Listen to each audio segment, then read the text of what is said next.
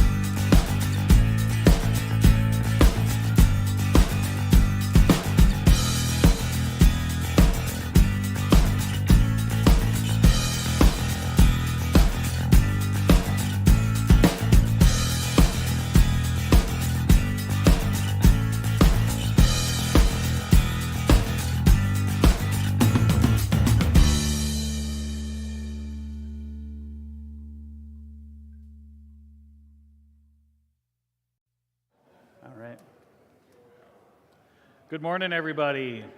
Welcome. Thanks again for joining us here today. I'm Rob Froning with AgCountry Farm Credit Services. With me today, I have Joel Lysne from our Wahpeton office and a senior insurance specialist as well. Today, we're going to talk a little bit about crop insurance and what to expect with the yields that we have out there and what we're hearing and what some of the things we need to cover with the insurance side. But third and final day of Big Iron. It's been a good show. It's been fun. A little warmer today.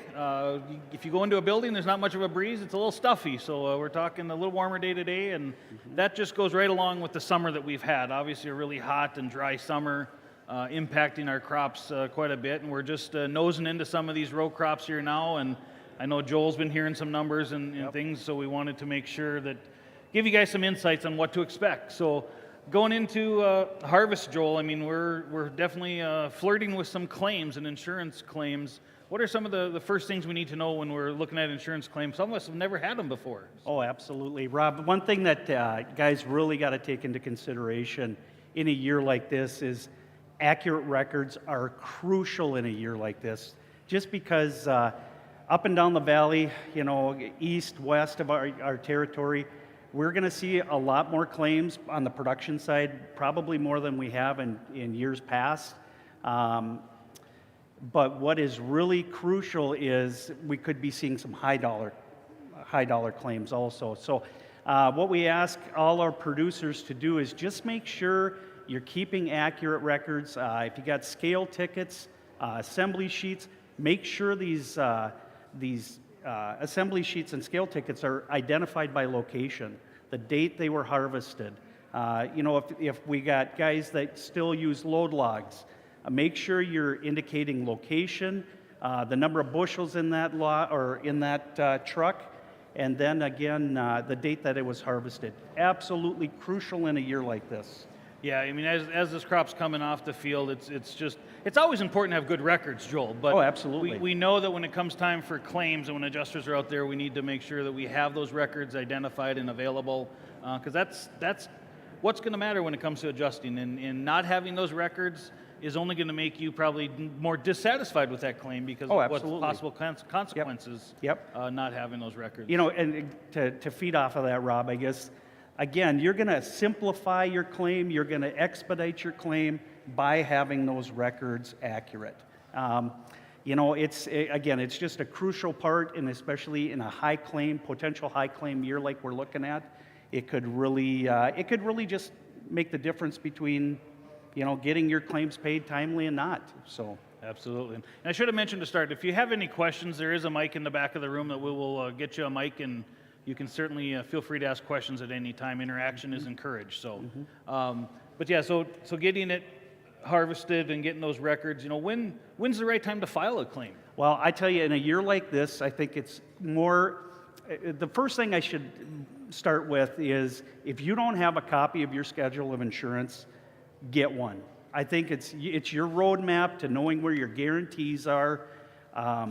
I really believe this year, out of all years, you really need to have that at your fingertips just to know where you're sitting on your guarantees. If you're straddling your guarantee, get a hold of your agent. Make sure that they know where you're sitting. I mean, if you think you're right there, it's not a bad idea to put in a claim.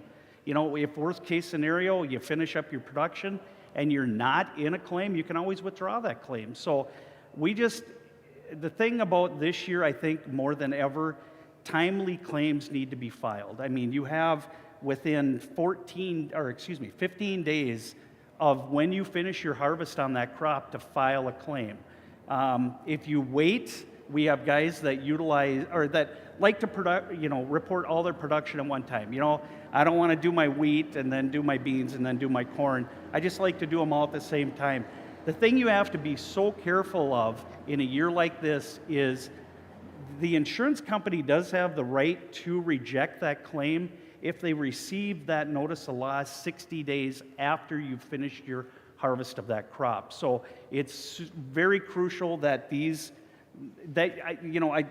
when Rob asked me to do this, the one word I thought about for this year more than anything else, communication. Producers really have to stay in touch with their agents more than ever in a year like this, just because, there's a lot on the line right now. So, Yeah, and you bring up a good point. I know with the small grains, I think there were some people pleasantly surprised. It was maybe a little bit better than they expected, and maybe didn't look at the numbers very close. But you talk about, wait until the end of the year. Well, hopefully we get into harvest early. We're starting on the soybeans and corn here in a little bit, but by the time you're done with soybeans and corn, it might be 60 days since wheat harvest. Oh, absolutely. And I'm assuming you've seen 60 days Oh, after yeah. wheat harvest, claims get denied. In our area, as an example, guys go from wheat, then all of a sudden you're starting the pre-harvest of sugar beets, and then you're moving into beans, and then moving into corn. This year, it's all coming together at once. So, the bookwork part of it can get kind of pushed to the side just because of the timing of how this stuff is coming together. So, again, take that time. If you have to, like I said, email your specialist, your production or whatever, we've got guys that'll do that. Just get it in their hands so they know where it's at and they can help you determine if you're in a loss or not. So yeah, talking to some folks here today, I know the comment was made. I heard, well, we know it was a widespread drought, so every one of your policies has a claim. Just do a blanket filing at your agency, right? Yeah, not necessarily. Our insurance companies that we deal with are really, they'll kind of look at you a little cockeyed when you do that kind of stuff. They don't really appreciate that kind of stuff. This is just another way, in a time like this, it's where that relationship that you have with your agent really comes into play. You just need to know where you're at. And technically, a few years ago, they actually made it where the agent can't do that. Right. We can't legally file a claim on your behalf without that communication. Yep. We need to hear it from you that you had a claim and Absolutely. For us to file. So Yep. just the importance, make sure to make that contact. Absolutely. Communication is key in everything in agriculture, it seems Right. like. Right. Again, insurance too, when we look at a year like this where we do have some Well, claims. and you bring up a good point, Rob. We were talking about wheat before we started the presentation today. There's a 29% increase in the harvest price this year, going from $6.53 to $9.21. Okay, if you have a wheat loss, you're going to get paid at $9.21. That is not a bad day. You know that? No. So again, the importance, and I'm assuming we're going to probably see the thing with corn and soybeans are probably going to come in higher than the projected price, which means you're not going to see increases in your bushel guarantees this year. You are going to get paid at the higher price, but your bushel guarantees are what they're going to be, unless something dramatic happens. Right. So, And speaking of that, I mentioned to you just before we got on as well that a lot of people marketed because we saw good prices. Oh, And absolutely. we always say, you're safe up to your guarantee when it comes to crop insurance. And Right. Some people are living that right now where they may be marketed up to their guarantee or just below at a lower price, and now we've rallied. And you talked about the harvest price, so that harvest price comes in at $9.21, for oh, example. absolutely. Yep. The claim that they have, they're going to get paid that $9.21 instead of the $6.53. $6.53. So Yeah. you can use that then to buy out of those contracts. Yep. And so in theory, your contracted bushels are okay. You just have to take the money from your insurance and get out of them using that. Yep. Great point. Yeah. Great point. So that's definitely something. You'd mentioned pre-pile. So sugar beets. Yep. I know there was a lot of conversation about the sugar beets, and they changed things here a few years ago that we would add yield to sugar beets if it was harvested prior to October 1st. Correct. Yep. What's kind of the status with that now when we're looking at a claim situation? Well, this is the RMA came out. They met with the sugar beet lobby group over the summer, just because of this drought, and came out with a determination probably within the last 30 days that would indicate, just to take a step back, okay? For those that don't know, the early harvest factor on sugar beets is, like Rob said, if you take your crop prior to October 1st, you get a 1% increase in your APH, or your production for the acres taken. The thing that they did, though, is you got to kind of play this a little bit, because you have guys that might be in a loss situation, but they're still taking their fields in pre-harvest. Okay, well, you have to prove that field was going backwards prior to this year. Okay, well, that would get you out of that pre-harvest, which could necessarily get you into a claim or, pay. Because we've had guys that have had pre-harvest production kick them out of a claim prior to that. So long story short, what happened is through the drought relief bill, or I'm not quite sure what they actually called it, but they allowed sugar beet guys that take their fields early to, if you use drought as a cause of loss, that you don't have to prove it's going backwards, okay? It's just takes it out of the equation. Your production is what it is. So it's a big deal. It's a big deal for a year like this. So yeah. So in the past, they would keep adding yield to it. So in theory, thinking had it weighted, it would have been bigger, and that in theory would reduce your claim. Correct. But with the drought, they're saying you're not going to add any tons, so they're not going to add that, so your claim will be accurate. And Yep. Your yield is what your yield is. Correct. That sounds great. Yep. So we had the sugar beets. Some people again, stretching out across their territory here. Silage. People are cutting silage. Yes. What do we need to do if we're going to go to silage instead of grain? Well, this is a big deal too, because we've been hearing a lot more guys that, maybe intended it to be for grain, but are switching it over to silage. You have to make sure that you get a hold of your agent right away to leave test strips. They'll reach out to, put in a claim to have those strips adjusted. But yeah, if you intend to go grain and then switch it to silage, you do need to have check strips left. Kind of a big deal in a year like this, especially for our cattle guys. Back to your communication. Call your agent, see what you got to do, and make sure we get an adjuster out there to possibly do an appraisal if we need to on some of those things. So, again, encourage questions. If anybody has questions, we do have a mic in the back there. So, you talked about, let's see, we covered a little bit with the high dollar. So wheat, for example, going up at just about $3. I know that maybe kicked some people into what they call a high dollar. There's high dollar claims. A little bit on that in case, just so people are aware. This goes back to, how we stressed right from the beginning, how keeping accurate records, those particular claims do get scrutinized a little bit more, and that just has to do because of the dollar amounts you're dealing with.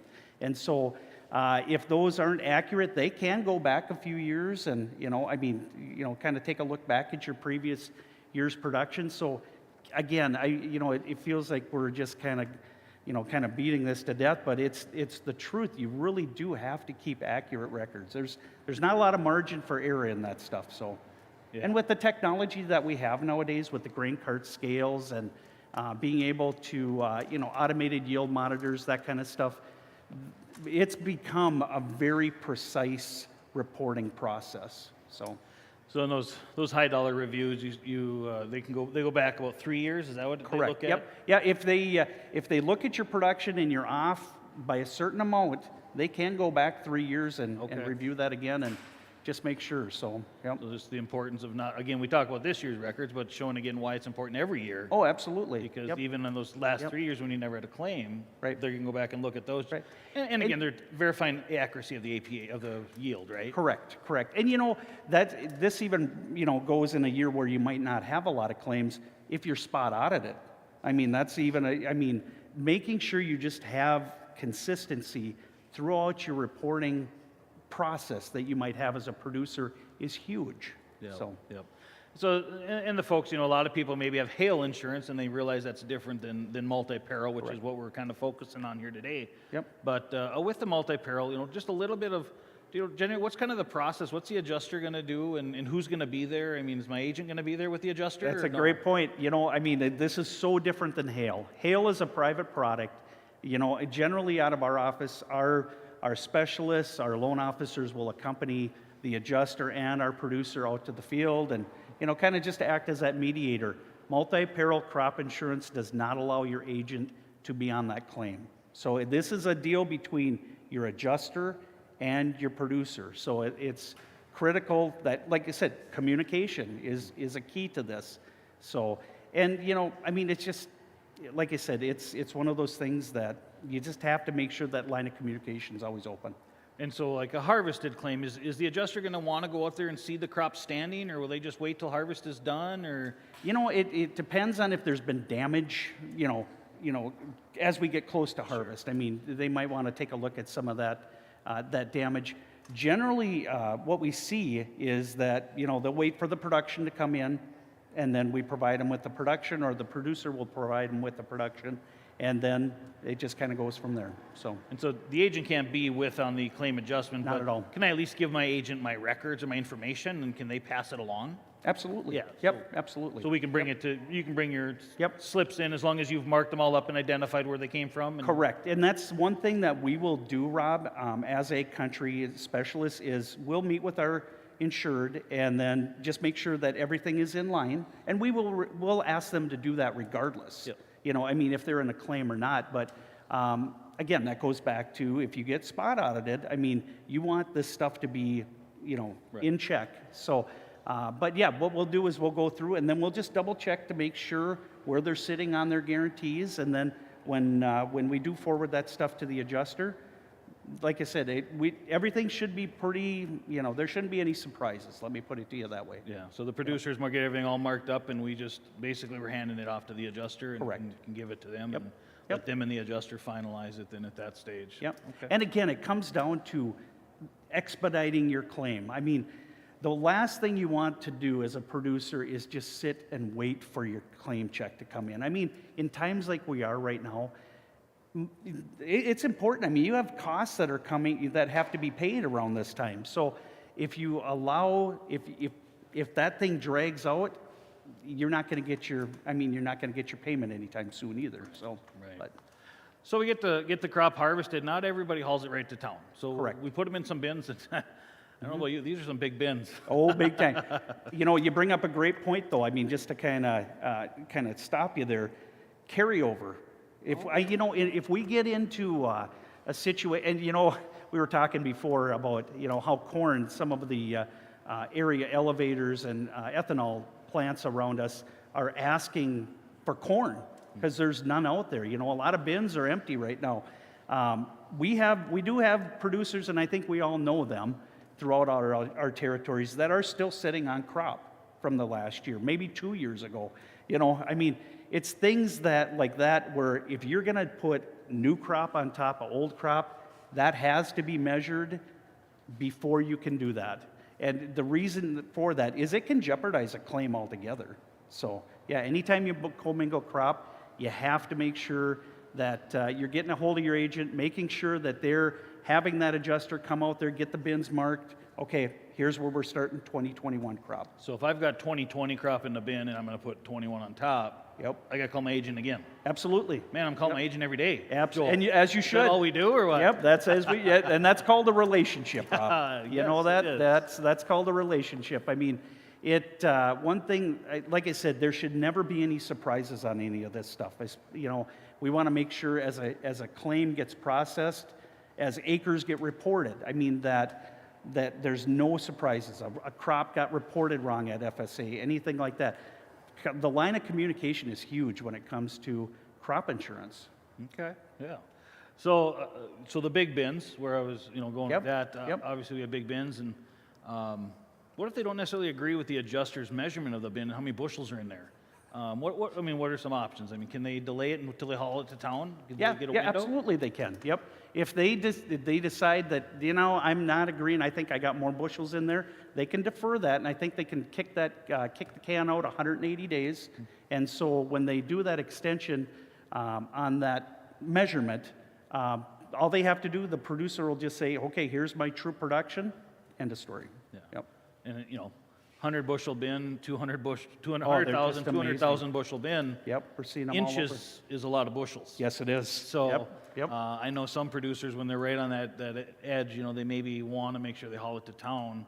Correct. So they have a little more accurate. So it's Yep. good. They know that hasn't been implemented for a real long time. It's been out there for a little while, but Yep. It's good for everybody to know that they Yeah, do and you bring up a great point. I mean, if you don't, because we will have those discussions. Yeah, I think I got more in there. Pack factors is taken into consideration on some of this stuff. Yeah, if you're not agreeing with it, I mean, there's nothing wrong with saying, hey, can we just delay this until I get it all hauled out? And another thing that you bring up that I don't think a lot of producers do is that you can always redo not necessarily redo, but you can always adjust your production. If you found out that you reported this much and actually you brought it to the elevator and I say I got 500 bushels more, you know, you can always make that adjustment. You just have to provide the sales evidence to show it. So On the non-loss years. Correct. Some of those. Yep, yep, Sure. yep. Okay. All right. Yeah. I know we talked about wheat and the fall price. Correct. When are we looking at the? Oh, there's fly around here. When are we looking at the corn and soybeans? Where are those numbers at, or when do we look at the fall well, price for that? we got as well? 458 on corn. That was the projected price that we're sitting right Okay. now. Okay. It'll take the October averages of the December futures on corn. So next month is when we start the discovery period on that. I think I know were you taking a look at what I'm just diesel's going to look. doing? Yeah, so December corn right now, and I should have heard it on the market over there, but 531 is what my Okay. phone is showing me right So now. again, we could be seeing a dramatic increase in the price again. Again, it doesn't affect your bushel guarantee, but if you are in a claim, it will affect you getting paid at a higher price. So for example, say it's 531 the month of October. Yeah, Every bushel I'm short of my guarantee, instead of 458, I'm getting you're going to get 531. 531. Yep, yep. So no basis taken out of that either. Right, exactly. So what I would That's take a to the elevator. fantastic point. That's an Unless absolutely unless it's a positive basis. right, right. possible. Well, we always struggle with that. We don't see it a lot, but Oh, yeah. for sure, So for sure. just to hit on soybeans quick, 1187 right now. Okay, and that's they're going to look at in October. They're going to look at the November futures for that. So November beans are 1295. $12.95. So from 11 what? 1187. So again, you're seeing, and we don't see, unless again something dramatic happens in the market, we don't see that really changing. So yep. Sure. So again, we'll track that the month of October. Correct. So we haven't Yep. started yet, but Yep. okay. Yep. All right. So then that'll give us our harvest price, and again, I think as I mentioned, if you start on the marketing side, as soon as you know you can't deliver, if you contracted some bushels, as soon as you know that, the best is to get out of that, because again, our insurance only protects you through the month of October. Correct. If you wait till November, December, whatever that market price does, if you got to buy out of a contract, insurance is no longer protecting that movement. Correct. So I just encourage you, if you know you're going to be short, probably want to get out of some of those contracts as quick as you can, because we're only protected up here Right. till. And it's absolutely, what you just said is absolutely crucial, that when producers are marketing their crop, that they are really kind of staying within their guarantee. Farming is a risk, but when you add that additional marketing risk on top of it, it can be, if you're having to buy bushels out at, $5-6 a bushel, you can go backwards in a real quick hurry. Sure, So, yep. Yeah, so this 2021 crop, it's a tough one, and I think what are you kind of hearing? Is everybody going to have a claim? Is it going to be just a few really big ones, or That's the one thing about Big Iron that is just awesome. We we kind of get stuck in our own little markets and everything. When you come to Big Iron, you get the opportunity to speak to everybody around the area. And we've had that opportunity over the last 2.5 days. And I'll tell you what, there's some yields that are going to come in right at APH. There's yields that are coming in way under their guarantees. So it's really, there's pockets, but there's a good part of our territory that are going to have some substantial losses this year. Yeah, I was talking to a couple insurance companies, and I know they're getting their adjusters ready for a lot of claims. Oh yeah. And we Yep. just don't know how many are going to be just above or just below or huge. I think patience maybe with your adjusters this Correct. year. Yep, I agree. That's something that we might need to be working on as well. Well, and this goes back to what, like I said, the communication line I think is huge with your agent in a year like this, because the sooner you know you have a claim, you're going to get a little bit higher up on the scale. You know that? If you're waiting until you're reporting all your crops, you're going to get down here, and your payment is going to take a while to get. So, yep. Yeah, and again, years like this where there's a lot of people that are guaranteed, there's a lot of bins to climb. Oh, absolutely. So And- those adjusters will be busy Well, climbing and bins too. and I think everybody would, probably say the same. Our adjusters aren't the youngest guys in the world either. So, if the less bins that they have to climb, or the nicer the weather they can do it in, Sure. that's even better. So Yeah, a few adjusters climbing bins when it's 10 below in December isn't a lot of fun. no, they're not happy guys. As producers standing there watching them probably isn't much fun either. So Exactly. I think getting those claims in and get them worked would be a good thing. And Absolutely. again, the patience there I think is key. Working with our adjusters, so I mean keep that in mind as well. As we all get busy and have more of a workload, we all need a little extra patience on that as well. So Correct. Yep. I think they have a question. Just bear with us. We'll get you a mic. I just wanted to ask quick on some of the smaller crops and what you've seen on those claims, looking at canola, flax, oats. I know that with the dry weather, we saw those claims probably earlier than later, more recently, I should say. So just talk a little bit about maybe the specialty crops and what we've seen on that front. I can't speak specific to like things up in the Northern Valley. I can talk wheat. The wheat crop that we have, if you get up in the northern part of the valley, in speaking with some of our specialists, has been really sparse. And that's, again, where some of these claims have been they're big dollar claims like we talked about before, Rob. I think the small grains probably really struggled right out of the chutes this year, and just, you didn't get the timely moistures that they needed, and so. Yeah, and a lot of those specialty crops you mentioned up north, they usually don't have as many 90-degree days either. So Right. They had some heat, Yep. which I think definitely influenced, and the markets are reacting to that as well. But I think, yes, we've had some substantial claims. Not all worked and paid. Still some are out there, but we have seen a fair number of those up there. And I don't have any of the harvest prices on any of those specifically off the top of my head, but we did see huge claims up north in some of those specialty crops. Dry beans has been another one that we haven't seen the claims paid, but I know a lot of the edibles or the dry beans, start talking pintos, pinks, things like that a lot of areas struggled in those yields as well as, they're coming off or maybe in the middle of harvest right now. We anticipate large workload there for adjusters adjusting those claims too. Right. So Right. Our adjusters went from not a lot of hail, not a lot of prevent plant. There's some replant, so they got busy a little bit early, but not a lot of prevent plant, not a lot of hail this summer, and all of a sudden, boom, harvest hit, and they've got busy. So, Right. Our adjusters are learning, how they can change really quick for them as well. So, sure. Again, thanks for the question. Any more, feel free. And I totally agree with what you said before, Rob.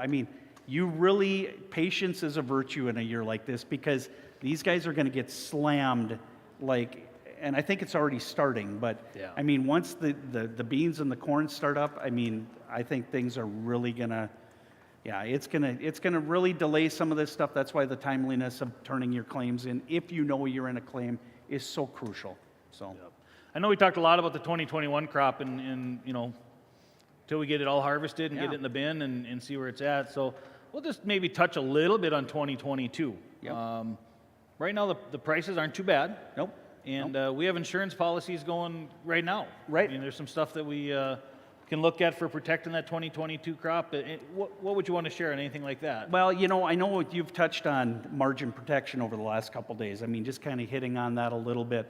Area-based plan, if you guys aren't aware of it, that does take costs into play when it's being determined. It uses it's again area-based coverage, but it's using the expected yields from the counties, and depending on, it's something I think a producer might want to look at if their yields really do straddle what the county averages are. What margin protection does, they've got 5 cost components that they're taking into play here. And I think, it's DAP, it's potash, it's diesel, it's interest rates, and I'm missing one, Rob. Fertilizer? Fertilizer. Yep. And so those costs, I think, were just finalized within the last day or two. Mm-hmm. At the same time, with margin protection, you do lock in a projected price is determined. And again, that was just also determined just yesterday, I think, was finalized. And that price, just hot off the presses here, corn was $5.06, soybeans were $12.56, and wheat was 775. So What was the soybean one? 1256. So you're telling me right now, instead of waiting till the February average of the November 22 contract, Yep. I can lock in at 1256 on an area-based plan, Correct. and that's my projected price no matter what happens in February, but then we wait till next fall then to get a Correct. harvest? Yeah. There's a, with margin protection, again, patience. Maybe that should have been the word for There the you day go. instead Patience. of communication. But There you go. patience is, you really have to have some patience with that because, again, you have to wait for the expected yields to come in from the county offices and things of that nature in order to compile all this data to see if a claim would be paid. I guess one thing that you might want to consider looking at when you're looking at margin protection in your particular areas is, again, do I follow the county average? Number one, do we see a price drop coming? Potentially, if we do see a price drop dropping. The third component is, do you see the costs decreasing?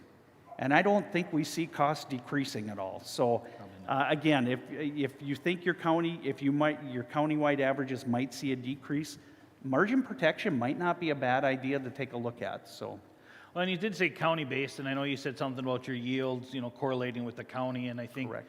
Just a little bit of a plug. I know at AgCountry we do have a new tool that we can just really analyze your average compared to the county and just Yeah. see how it correlates. Yep. And Yep. right there kind of can tell you you're maybe a good candidate or not a good candidate. Yep. And so it's interesting how that's opened some eyes Yep. with some producers and what they're seeing. So Right. again, just to keep in mind. So looks like we might have another question from the audience.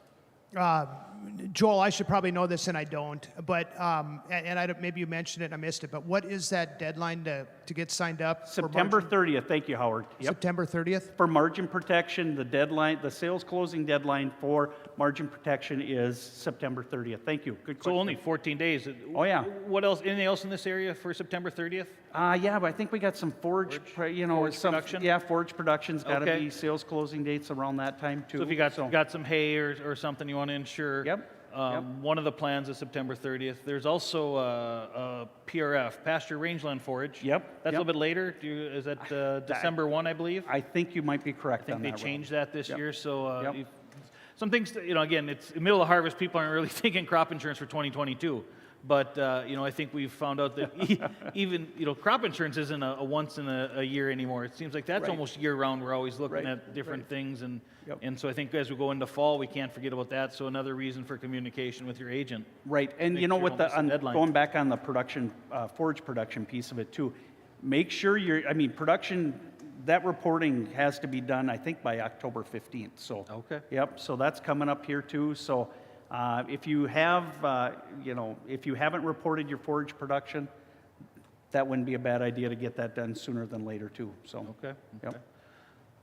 So we're in the middle of claim season harvest, and we also got to figure out what we're doing next year Right, for some of these crops. Yep. And going into the fall and keep an eye on it. Now, there's some name peril type products that we talk about rallies and having a nice rally right now or still having good prices. We could possibly lock in, even on a regular individual RP policy, we could lock in, right? Yep, through that these true? revenue. Yeah, the companies will, some of our companies offer like R-powered, Sure. M-powered, those kind of things. Gives you the opportunity to lock in at a higher price, so, yep. Sounds good. Sounds like a lot. I think the key words here today are probably communication and patience between the two of them. Yep. So again, with that, if there's any other questions, I think I appreciate everybody, appreciate your attendance and participating today. Thanks everybody online Yep, for as sure. well. Thank you. And if you're at Big Iron or coming, make sure you stop by the AgCountry Foltz building. We'll be there. We have our specialists there in all areas. Tax, farm accounting, insurance, succession, retirement, lending, of course, or credit officers as well. So have experts in just about every one of those fields. So Correct. any closing parting comments, Joel? I guess one quick dad joke, Oh, okay? and you guys have all heard this. What do you call a belt made out of watches? not sure, Joel. A waste of time. Okay? What is not a waste of time is communicating with your insurance agent at this time because, again, it's just, communication is just the biggest part of this whole process.